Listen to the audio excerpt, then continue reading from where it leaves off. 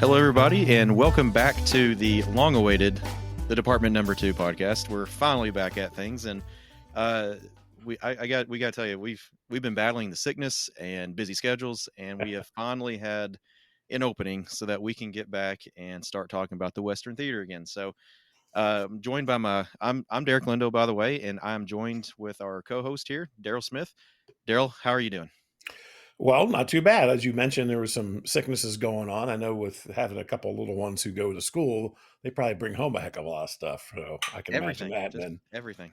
yeah, and as I mentioned before we recorded, just I had a little bit of things going on as well. But yeah, feeling decent. If these allergies could kick down, that would be even better. But it is what it is.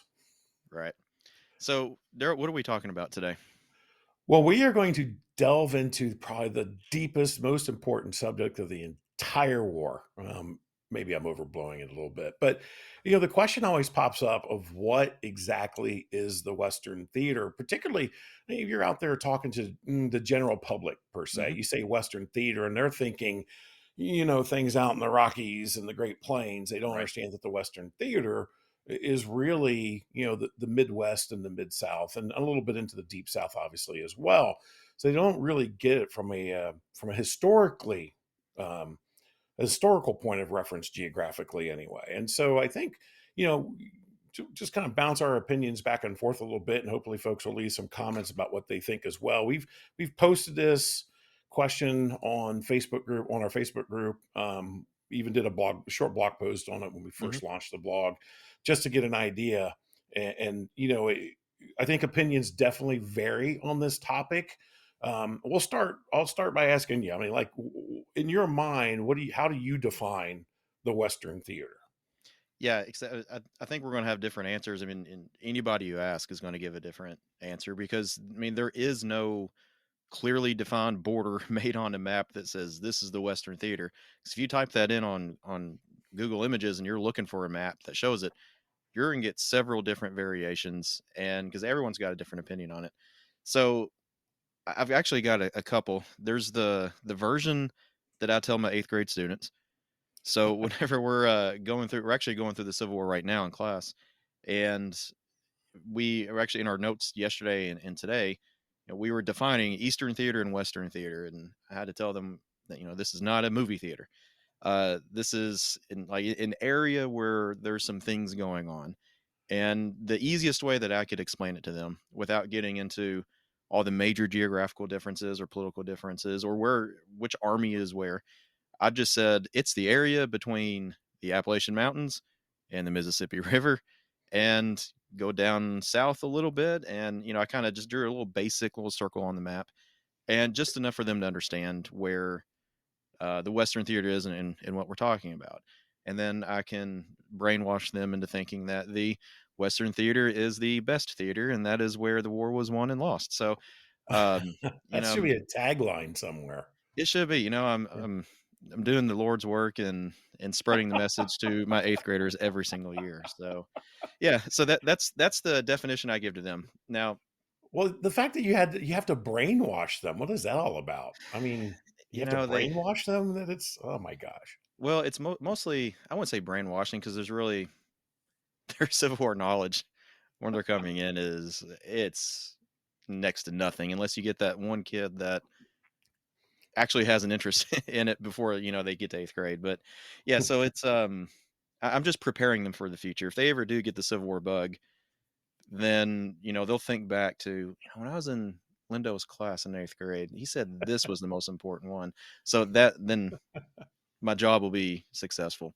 There you But go. yeah, but if I was gonna in a conversation with somebody that clearly understood Western theater, Eastern theater, Trans Mississippi, and all that, um, I would have to say that it's complicated, isn't it? It is. Um, yeah, it's and obviously you got to think about the department number two, Mhm. the Confederate department there and what that encompassed. But also, I feel like it kind of changed throughout the war as the war progressed and armies moved. I feel like that it sort of would sway a little bit, especially when you get down into Mississippi and Louisiana. or down into Georgia and up into the Carolinas maybe a little bit, Hmm. or down to Florida. Um, and then, when you think about things political, well, maybe we don't want to get into politics just yet. We'll stick with the geography part, and then we'll kind of break down each of those individually. So Sure. let me throw that back at you. What would you say? Well, I think your first commentary about being west of the mountains and east of the Mississippi, that's a very broad brush, and then Yep. you can start poking holes in that, right? What is West Virginia? Well, Right. it's mostly on this side of the mountains, although the mountains go right through the Alleghenies, right? So, but Hmm. Western Virginia and then West Virginia in June of 1863. I mean, those campaigns are more influential or more tied to what's going on in the Eastern Theater. Hmm. There is some influence. You talk about like what the Big Sandy and those types of things. Right. Those definitely have an Eastern Kentucky relationship, but they're so small, and for the most part, early. Later stuff is mostly guerrilla and that sort of thing, even in Eastern Kentucky. So you can't include Western Virginia as much as we might want to, Hmm. and then yeah, so sure. If you go, start with Kentucky and work your way towards the west, and it's a little more clearly defined, right? Kentucky and Hmm. Tennessee from the mountains to the Mississippi River. Okay, Hmm. and I could throw in Mississippi, at least North Mississippi and North Alabama, North Georgia into that mix. Hmm. And I don't want to jump ahead and maybe talk about campaigns that might influence our thought process there too. But if you're talking strictly from a physical makeup, that to me is the greater Western theater. Of course, the northern states that contribute, Hmm. Ohio, Indiana, Illinois, Michigan, Wisconsin, Minnesota. Well, and well, we'll leave Iowa, and Even that's yeah. obviously on the other side of the river. But that becomes okay. That all to me is kind of that Western theater basin, right? Hmm. That whole gamut. And it's funny. Um, the National Park Service, in their Civil War studies that they did, their battle summary studies, they actually had 5 theaters, and it's kind of interesting. Eastern is pretty clear cut, right? Right. Pennsylvania, um, obviously Virginia, Maryland. They also include pretty much North Carolina in the Eastern Theater. Okay, pretty simple there. Western Theater, well, that's kind of what we just described geographically, Hmm. and going down into Central Alabama, Central Mississippi, a little south of Central, Hmm. going into the heart of Georgia. But then they take things like the greater New Orleans area, Pensacola, all of Florida, the Georgia coastline, the South Carolina coastline, and they call that the Lower Seaboard Gulf Theater. Okay. And then Trans Mississippi, pretty self explanatory until you get out, past the Rockies, and they have a Pacific Coast one as well. And the more I think about that, that kind of fits for me probably a more in line with what I think today. 5 years ago, I might have thought of that a little differently, Hmm. but today, geographically, I kind of think along those lines. I think Hmm. Florida, well, Florida's kind of a standalone thing, right? In many aspects, anyway. What about? Well, let's talk about where armies went or how departments are divided. So, Yeah. that's an argument that you hear sometimes is, well, Um, let's use Sherman. Perfect example, right? Marches, takes Atlanta, marches to the sea, and then turns north. Hmm. And those movements now, some people will argue, well, those are Western armies. That's Hmm. Army of Tennessee, Army of the Tennessee is still involved with this mess, right? Hmm. Um, but those campaigns in the Carolinas, particularly North Carolina, I mean, that is a direct impact on what's going on in the Eastern Theater. Hmm. Because for the most part, the core of the Western Theater is pretty much wrapped up. I don't consider North Carolina, just because Sherman's army is there, and just because you have an army of the Tennessee there, and an army of the Ohio, and the army of ad nauseum. I don't consider that to be Western Theater anymore, just because Sherman's boys are there. What do you think Hmm. about that? Yeah, that's an interesting point. I would still maybe they're not in the theater anymore, but I would still consider them Western, um, just because the majority of their war was fought. in the West. But then, Hmm. like what you talked about, with North Carolina there, like after the Battle of Nashville, like how many of those regiments were moved by rail, put on boats, and then land in North Carolina? Um, Yeah, just a lot of Kentucky regiments did that, yeah, and they end up fulfilling their service in North Carolina before they go home, sure, which is really that's interesting to me. But yeah. So it's you're using the Western troops were there then definition, right? in a way, In a if way, if you send a Western regiment over there, I wouldn't consider that to be okay, a thing. But when you have large portions of Western armies going over there, then I would maybe consider that an extension of the Western theater. Now, okay, but when you think about that in 1863, when you have Hooker coming from the east to the west, uh huh, I do not consider that really an extension of the Eastern theater. I feel like they are becoming part of the Western theater since they are joining the armies there, okay, and I mean, they mostly stay there, right? yeah, yeah. So, So but you're using Western troops, but within the relationship of the armies that they're serving within, yeah, I right? think so. But then again, like let's say Sherman had made it all the way up into Virginia for the fight. Sure. I don't. I think then you're entering the fighting of the Eastern theater, and then that would be then they would, I guess, morph into the Eastern theater because there's already some stuff going on there, and they would just be an extension of that. So that's kind of how I view it. Hmm. 'Cause when I think about North Carolina too, at the end, the most a lot of the Confederates that are there, it's the remnants of the Army of Tennessee. Yeah, a portion, right? It is Right. the Hmm. remnants of the Army of Tennessee that actually makes it there, but they're not making up necessarily the bulk of Joe Johnston's force at that Hmm. particular point. They are definitely still involved, though. Hmm. So there, you kind of touch on an argument that I have heard, but you kind of defined it a little more clearly about the whole Western troops. Well, okay, let's use Hmm. that argument. How many thousands of Western troops do you find in the Army of the Potomac, for example, right? Yeah. Tons of Ohio boys. Of course, we have some brigade called the Iron Brigade that goes. I mean, you have Yeah. a lot of different regiments go out there that are making up a large portion Right. of the Army of the Potomac. And we don't go and say, well, that's the Western Theater, right? And so Yeah. you brought up the Hooker move, right? Hmm. Or the whole 11th and 12th Corps movement, Hmm. because that would be a counter argument that I would always make with somebody. It was like, well, is Chattanooga now the Eastern Theater? I Hmm. mean, just because those boys are there, even though Right. a big portion of those boys are Yeah. Western troops. Yeah. Yeah, so that's the argument I would make against that. And I The, mean the and to kind of go along with that too, if mhm, jumping into even Trans Mississippi, with let's say Banks' Red River campaign, uh-huh. how many of those troops are New England troops? New England troops, absolutely Yeah. right. Right. And so There's a bunch. So you can't use necessarily the troop makeup. I would say Right. the army that they well, you know what I mean? Like you've Yeah. got they began in that if those Ohio troops had been in the Army of Tennessee, Army of the Tennessee, and then they made up, let's say, half of the army and then it moved east. I think that would be a little Mm, different than them beginning in the Army of the Potomac like they did. sure.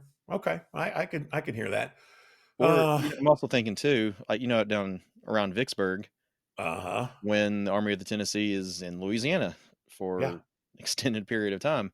Right. I Absolutely. wouldn't say that now they're in the Trans Mississippi Theater, Right. even though the But then Confederates were there's awfully diehard about their command departments being that like on that river yeah. there, and Yeah. there's no back and forth help.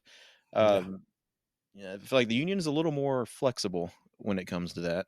Yeah, the union, when they start changing departments and districts and all these things, I mean, you need a playbook to keep Mhm, track of what they have going on with the redesignations that happen. mhm, What about Port Hudson? Is that a good reference? Well, I mean, where are those troops coming from?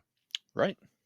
Uh, Yep. so, I mean, what is that? Army of the Gulf, or the Department of the Gulf, or right? Mhm. So it gets very convoluted. I Yeah. think for me, from the Army's perspective, I think once Sherman has taken Atlanta and starts the March of the Sea, I would still include the March of the Sea. And then once Savannah falls, for me, that's kind of it, right? Yeah. That's kind of it. When he turns north, and I'm still kind of okay. Those movements now have a more direct impact on Petersburg and Richmond Hmm. Yeah. that I think that sometimes we give credence to. But Yeah.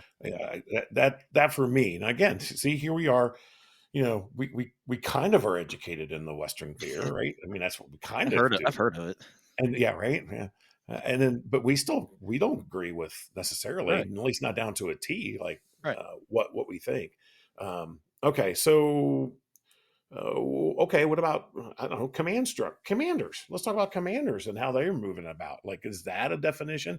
I've heard that once too, and I really shot that one down hard because I was like, well, Sherman was at First Bull Run and Alexander Right. McCook and I don't know. Edmund Kirby Smith, and I mean, like I'm Right. just going Yeah. on, and and then the realization kicks in. Beauregard. Yeah, Beauregard, right? Maybe the biggest one, and so it's like you can't even use commanders. Of course, Confederates. A lot of things are changing, right? A lot Hmm. of things are moving around. Um, you Longstreet brings the better part of his whole corps out to the west. Well, that Hmm. doesn't make him a Western commander, although he does spend quite a bit of time out here. Hmm. So I don't think he can use people as a definition either. I don't think so either. Yeah, that seems a little too much. There's too much change going on right there for it to Mhm. say, well, now that changes the theater. Right. There Well, you because even think about some of the characters that are at Wilson's Creek, for example, that oh yeah, move right. yeah. That right. Schofield's out there, Yeah. and yeah, I mean, Mitchell is the one I always think of. yeah, Like I always think of Mitchell, right? Because he's hmm, a Perryville, right? He's a right, Perryville guy. And so so there's so much movement. I think you have to dispel personalities or people right out of it, right? hmm, I think you have to take that. That's like right off the top. yeah. Um, interesting. All right, so I don't know. Did we beat that one to death a little bit, or I mean, yeah, I just kind of feel like it could always be fluid. Another example I was thinking about was early in the war. Winter 1861 to 62. There's a lot of stuff going on across the Mississippi River that's affecting the eastern side of the Mississippi River. Think about hmm Belmont. hmm That's yeah, that's exactly. on the Is Belmont western. a Western theater battle, or is it a Trans Mississippi Right. battle? Yeah. Well, to me, it's Western theater because it directly impacts what's going on across the river at Mhm. Columbus, right? Yeah. Again, splitting hairs, Vicksburg campaign, same situation, right? Mhm. We're kind of splitting hairs a little bit.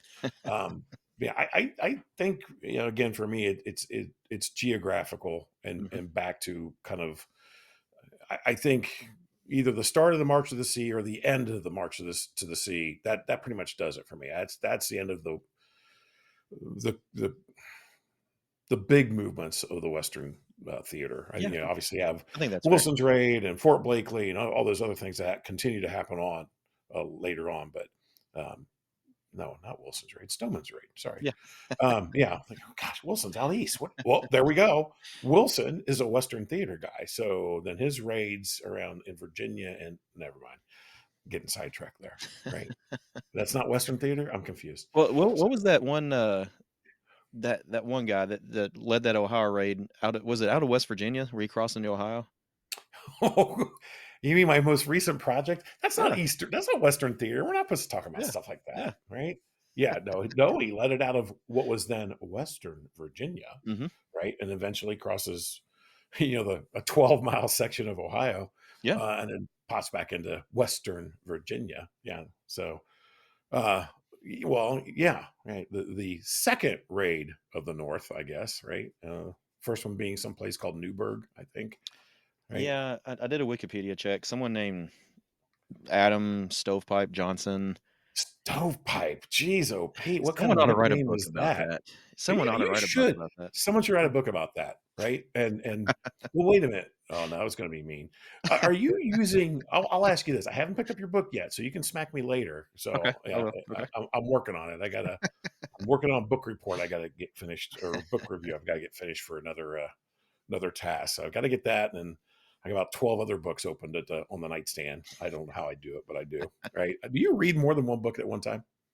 Right now, I'm reading a book about Ty Cobb, um, and 'cause I'm a big Detroit Tigers fan, so I got to read that. And then been wanting Okay. to read it forever. And then also reading some. got some World War II stuff open. Yeah, I'm jumping all over the place right now. With yeah. most of my Civil War books are packed up still until we Oh, get moved in, and so that's a problem then. so Yeah. I'm using this time to expand my horizons a bit. Well, we're going to go really off topic, but I am constantly reading 4, 5, 6 books at one time, Mhm, constantly. Like I bounce back and forth. So I've got think about this. I've got the Cassville Affairs mhm, book that I'm working on. That's the review I'm working on. mhm. The Bob Jenkins book. Yeah, I know nothing about it, and I think Mr. Jenkins did a fantastic job on that book. Just you want to keep loving on Joe Johnston. You need to probably read Bob Jenkins's book. mhm, I just got to say that. And then let's see, Werner bio on Werner Voss, World War One, mhm. uh, German ace. A book on the Roland aircraft of World War One, also on my desk, right, or on my nightstand. A couple other things going too. Yeah. It's just I'm always bouncing around. So anyway, I digress completely on that. But back to your book very quickly. Are you using kind of like narrative or conversation within the book based on what you think they might have said, No, or are no. you using first person accounts? Yeah, That was mean spirited. I No, can't very few people are going to get that, but I can't, make myself do that, but, yeah, it's just whatever the source yeah, claims to have said have happened, and, right. that's kinda what I'm going with. Yeah. Um, if I can get any corroboration for it, and if not, then I tried every point to say, "This seems a little much," so it might be a little bit of a exaggeration on one of these, Mhm. persons, um, on one of their parts, but, that's just always kind of been my philosophy about it anyway, unless I'm writing I've never written a novel, but if I'm writing a Right. historical fiction novel, then I can add in the conversation however I want, Yeah. but Then you can throw yeah, that in there, right? but Then you can that's throw not that what in I'm there. doing, so Well, that's good that you're not doing that. That's good. Yeah, I'm a believer. One of my good friends is David Mowry, who's the Morgan author and mhm, did the Cincinnati and the Civil War. We'll have him on yeah. as one of our guests. But I realized I turned on this light and it's way too bright, and then if I don't have one on, it's way too dark, so I lose. Um, and so, kind of this rule of three kind of thing, right? If you hear one source, it's a nice story. Mhm. If you get two sources on it, it might be true. But if you get three, it most likely happened, right? Yeah. As long as they can corroborate a little bit, Mhm. right? And so, yeah, that's the old. Well, I've been working on this the Augusta book. I got like 22,000 words written on the Battle of Augusta, Kentucky. Yeah. Hopefully, everybody right now is scrambling to Wikipedia or They Google it, are. and they're Augusta searching right now, and they're Battle going of to say, Augusta. how does he get that many words? And I'm like, nowhere even close. But there's a lot of really great stories, and the locals today just eat this stuff up. Mhm. But it's like, okay, so one woman said that Mhm. the mayor of Augusta was dressed in women's clothing and hiding in his basement so he would not be captured. Now he was a former major, lieutenant colonel, something like that, in the 10th Kentucky Cav USA. Mhm. Um, well, this woman who wrote this, and she wrote it in a letter to her niece. She's a pro Southern woman. Her son is in Morgan's command, not part of this raid or part of this action.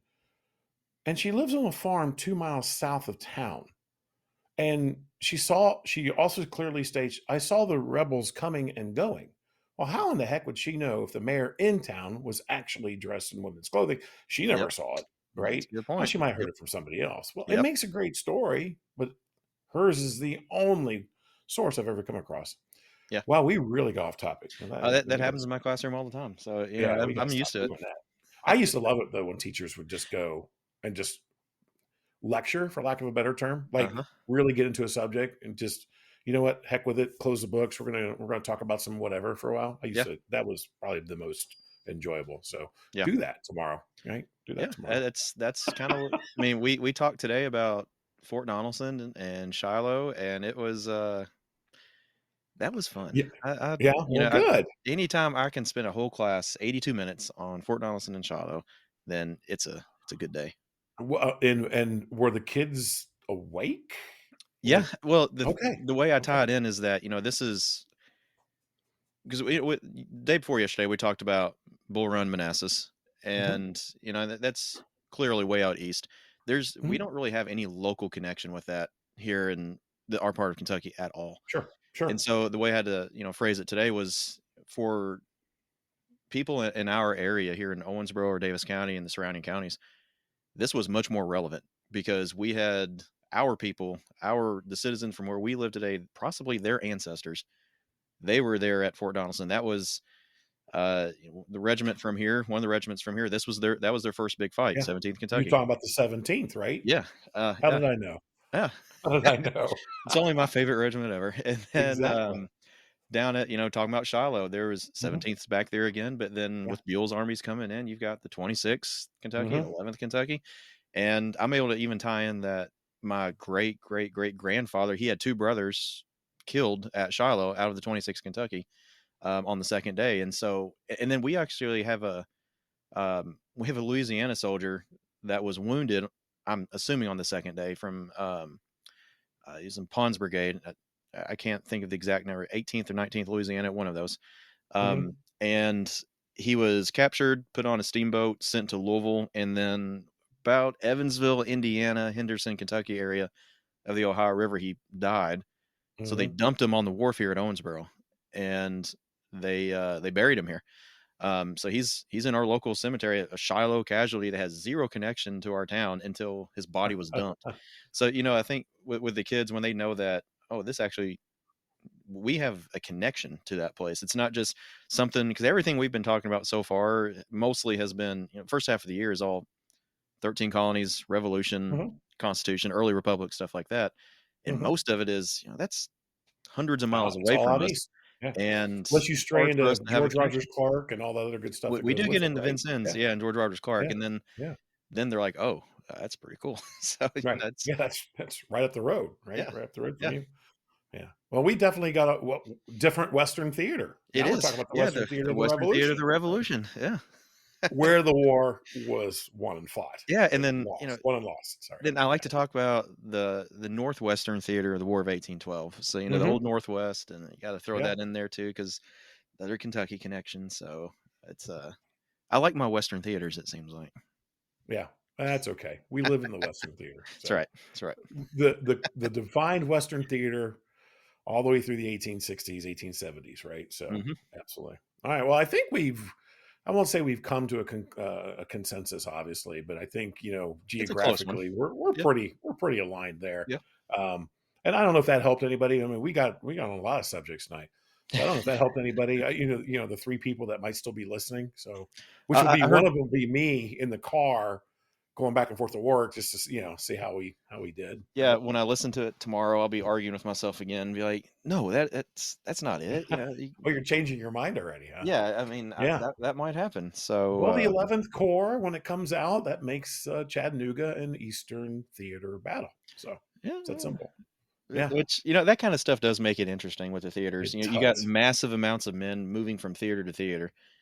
That just it adds to it, I think. And like Yeah. you think about Chattanooga, how interesting that is. So many men from multiple armies Hmm. in the same place. That is just, to me, Well, that's just really cool. yeah, I mean that is definitely a melting pot on both the North and the South. Well, of Yeah, course, Bragg is dispatching Longstreet away, yeah, but before that, right? yeah. You've got the melting pot of both Eastern and Western theaters for Well, both sides. right, and, So like, what I'd like to think about it, Battle of Wauhatchie, I don't know, something Wahatchee, yeah. Wauhatchie, yeah, that's entirely fought by Eastern Theater troops Uh-huh. Yeah. in the Western Theater, and In the Western Theater. yeah. Yeah. In the Western So, Theater. and, I love having that you have the Army of the Cumberland, Army of the Tennessee, there together. I think that's just Mhm. really cool, and, all the rivalries that pop up between the armies, I think that's just really cool. Yeah. Well, I think, I definitely have one ancestor in the Army of the Cumberland, right? Mhm, And so, I think you have ancestors in the Army of Cumberland, right? mhm, yep, Do you have it? Right, right. And mhm, so, I think Chattanooga is one of those things. I think maybe I'm speaking out of turn for you, but it's kind of like in your face, right? mhm, Like we're going up. We don't need orders. We're fighters. We've been Yeah, fighting out here for a few years we'll show you. in a couple of bloody battles, right? Right. Like we know what we're doing, right? So if George Thomas hadn't lost the Battle of Chattanooga or Chickamauga, we wouldn't have to have that redemption tour, right? Oh, there we go. Now those two people that are still listening are going, Ears "What have the perked up. frackin' Smith? Ears have perked What up. did he say?" I Eyebrows have said that raising. once. Yeah, yeah, yeah, right. I said that once on a Perryville tour, and you should have seen some heads snap. It was funny. Oh It was man. good. And then I went to explain why, Yeah. right? Right. And they're kind of looking at me like, okay, that kind of makes sense. But Yeah. yeah, yeah, yeah. That'll be I'll a leave it there. discussion for another episode, I think. That's right. I'll leave it there. I'll leave it there. Well, we planned on 12 minutes and we went 30. So Yeah, yeah. that's not it's not bad. So for the tens of people that are listening and, Yeah. Yeah. thanks for listening, and, so before we do get out, we do wanna remind everybody of the most important event that we have every year, which is the Perryville Symposium. You can go to the website, westerntheatercivilwar.com, scroll down to events, you'll see Perryville. Go ahead and get registered for that. It costs you nothing. We just like to have a heads up on how many people we can expect. Yes. That Yes. way we can tell the friends and let them know, um, just so that they can help. That they can get prepared for what's usually on Saturday night with our little Mhm.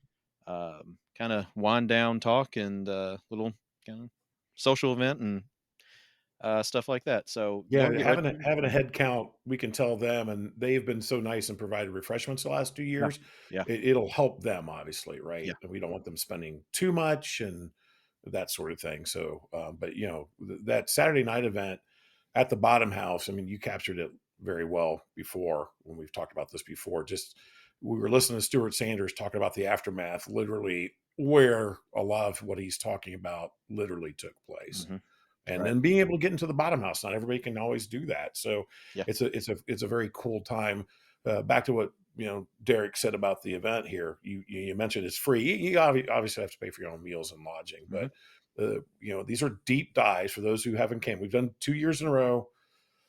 40 or 45 the first year, and like 55 or 60 last Yeah. year, I I think it's think, close to somewhere in it. that Yeah. ballpark. We don't mind growing it. We've got plenty of room. It's a battlefield. We got room to we have room to roam.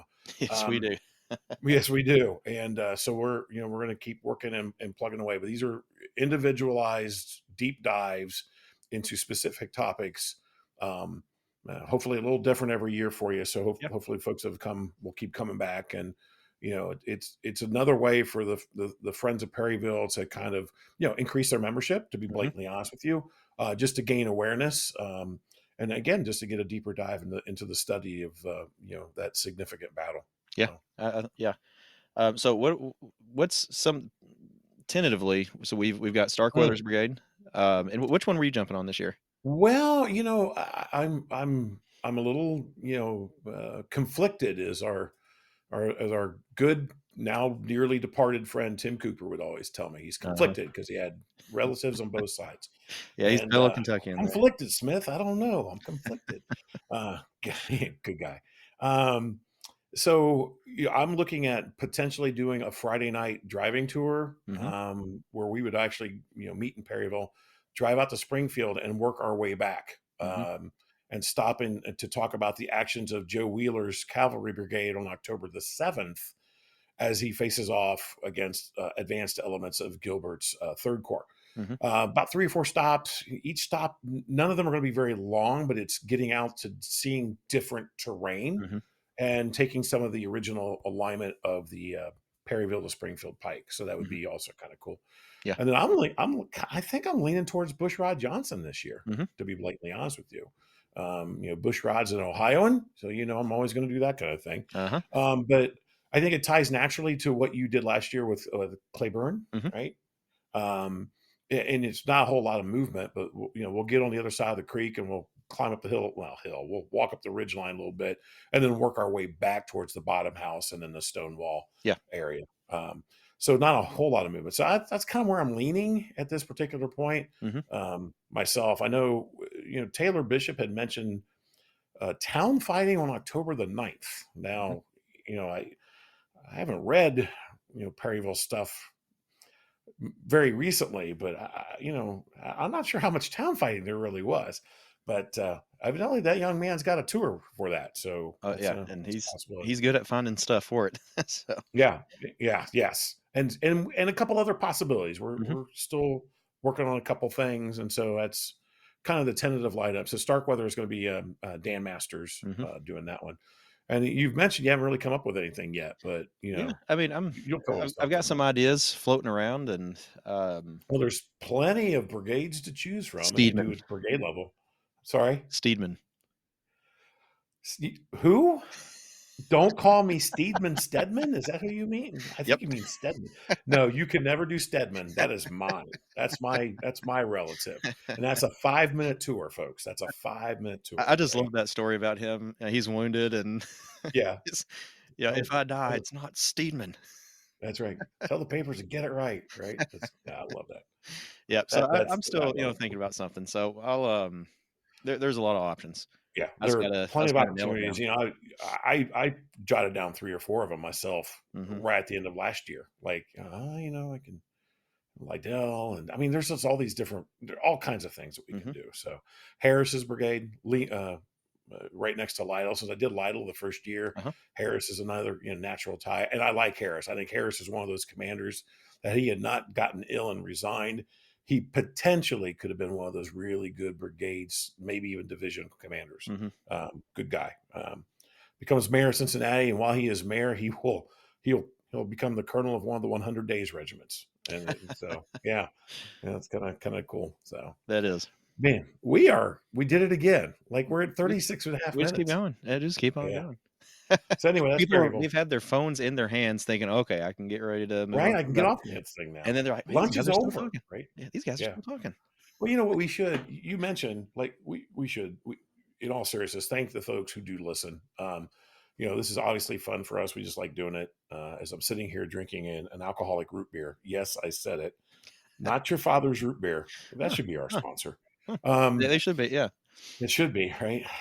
But we've had actually some good comments on the Fort Donelson book one, that folks left a lot of comments on the YouTube version of it. And then you said there's, hundreds of views, I Yeah. think, looking at what, like the When other I'm looking at platforms. Spotify and Yeah, Apple Podcasts, and yeah, just looking at all the analytics, yeah, there's been hundreds. So that it's that's been awesome. really nice to see, Yeah. and And so, want to thank everybody for that. That's, like, yes, Derek and I do it for fun, and we probably do it if nobody was listening. oh, for sure. But the fact that folks listen and let us kind of ramble on, and we are going to get some guests lined up. We're going to work on that too. We've reached out to some folks, so but we're gonna get that rolling. Um, hopefully, knock on wood, we'll reduce the illnesses here in the next few weeks. Yeah, So, like there's been, and the people that I've reached out to, there's been, work's getting in the way for them, babies. Yeah, sure. people are having babies and getting married, and there's That been. stupid life stuff, right? I know, Gosh. like Yeah. life Ugh. needs to just pause whenever we need to do a Right. podcast. When we're talking about Western theater, that needs Yeah, to stop, right? obviously this is priority, and The priority one. yep, All right, I think we've probably beat this one to death. We should probably sign off. yep. Well, everybody, thank you for tuning in yet again for another episode of the Department Number Two podcast. Please rate and subscribe wherever you listen to your podcast, and please share for us too on your socials, whether it's Facebook, Twitter, X, Instagram, whatever it might be.